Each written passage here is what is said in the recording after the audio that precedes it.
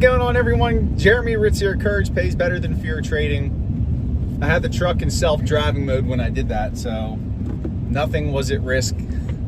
No animals were harmed or elves in the making of this video, but want to start this episode of Driven by saying thank you for all of your support of the channel and to wish you and yours a happy Thanksgiving. And I talk a lot about taking the time to be present, to just be grateful for everything that we have in our lives. And I want to do that to start today's video by me saying I am grateful for all of you out there, for your support, for the relationships that I've built over the years with all of you, coaching students, fellow traders, friends, family. My deepest gratitude and appreciation to all of you, and I hope you have an amazing, spectacular, magnificent, wonderful holiday. Enjoy it. And after that's over, it's Christmas time and it's full on Clark Griswold season. Let's go. Anyway, let's get into the markets here. We've had 3 bangers of green days in the markets to start this week. And maybe the year-end rally is upon us after the weakness that came into the markets last week. We did get a green day the previous Friday, so really it's been 4 green days in a row.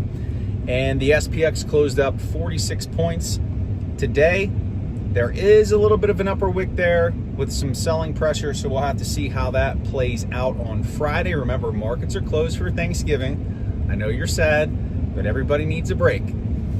And then on Friday, it's a shortened trading day. I believe the trading day stops at 1:30 p.m. So get out there, decorate, enjoy, get out from in front of the computer, and just enjoy this holiday season. But anyway, the bulls are stepping back in. They are trying to push this thing back up, set up an end of the year rally.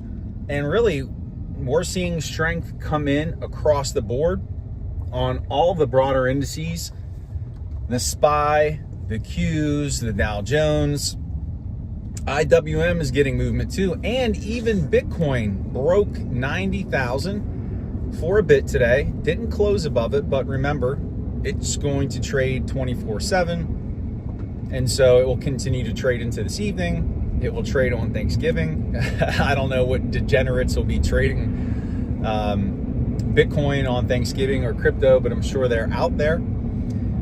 And, you know, we'll see what's going to happen here. We are back to very extended levels, but when you look at the run that we've had since April, we have not had a 5% dip. We got that on the SPX. It was, I believe, 5.6%, over 8% on the Qs, 9% on IWM. And maybe that's enough.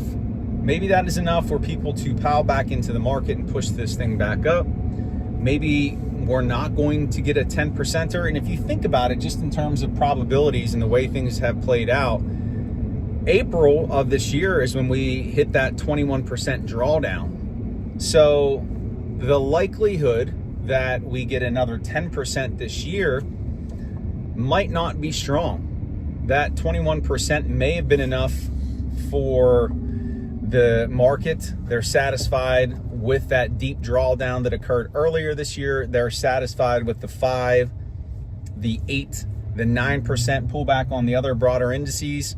And maybe we do start to rocket. Maybe we do start to rally. But in this market, we have to keep our head on a swivel. It is a head on a swivel type of market. Man, that was loud. And just be prepared for anything, because during holiday weeks like this, the market trades on lower volume, so you can have big price movements with very little volume, and that could make them susceptible to a big downside move next week when we kick into December, a brand new trading month. So you just want to keep that in mind. I was actually looking at the options flow on VIX calls for December, January, February to see where the flows were. Just to see if I can find any type of a trend or pattern for what people see with volatility and fear coming back into the markets. And I'll have a plan just with some hedges on the side in the event that we do get some more downside pressure. And there's one particular date that I want you to pay attention to in the month of December, because it will ultimately be the determining factor of whether or not this rally continues to rip, if we're going to hit 7,000 on the SPX, if we're going to get those small caps to lift off their lows, because the charts, just to be honest with you, still don't look very healthy. And that's December 10th. And December 10th is the Fed rate decision day. And right now, markets are pricing in an 80% chance that the Fed cuts rates by 25 basis points. And so if that doesn't come to fruition on the 10th, you're going to see a sell-off. And I'll talk to you about what happened last year around the same time. But it's not only the rate decision that we're going to get that day at 2 p.m., but we're also going to get the dot plot projections, which I've talked about ad nauseum on the channel. And that's the projections for the next year, what the Fed sees in terms of fiscal policy, if they're going to lower rates, if they're going to hold them steady. And market makers are going to want to see a bump in the number of cuts in 2026. They don't want to see that number move back. They don't want to see it stay the same. They want dovish signals from the Fed. Also keep in mind, President Trump is apparently going to name Jerome Powell's replacement in December by the end of the month. And the speculation is he's going to select someone who is dovish, who is in favor of non-restrictive policy. So that can also have an impact on the markets too, because reminder, Jerome Powell's term is done in May. So the Powell Fed regime is drawing to a close. There's not many pressers left with him at the helm. And so we really want to appreciate this one that's coming on the 10th. So he'll speak at 2:30 on that day. But the reason why we want to pay attention to that is, number one, the rate cut. If they are going to cut, or if they're going to hold neutral, that will be bearish for the markets. But I want to rewind to December of 2024. The Fed rate decision was on the 18th. A lot of traffic out here today. The Fed meeting was on the 18th of December last year, and Powell came out and was very, very hawkish. They still cut that month, but he talked about how he did not see as many rate cuts as he was foreseeing prior to that meeting. And what happened? The market threw a tantrum, and the SPX dropped over 200 points. I believe it was like 218 points. And we started some significant volatility that carried into the new year, and then led ultimately to Liberation Day, the big sell-off that we saw in April. So you want to have that marked on your calendar, because that's the next big thing that we need to be aware of. The volatility will be up during that event.